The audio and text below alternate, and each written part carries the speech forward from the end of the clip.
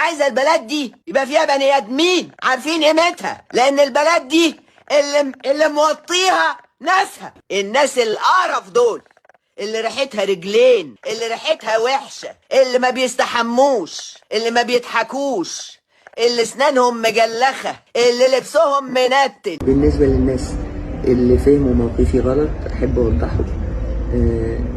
طبعا أنا ست مصرية، طول عمري مصرية وأهلي مصريين، ويعني مصر دي لها عليا كتير، وما كنتش هبقى أي حاجة دون مصر وشعب مصر.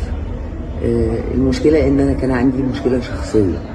المشكلة الشخصية دي كانت تخص والدي ووالدتي الراحلين، وعملت فيديو وكنت منفعلة جدا تجاه الناس اللي تسببوا في المشكلة دي، وتفسر الفيديو بشكل غلط. مصر وشعب مصر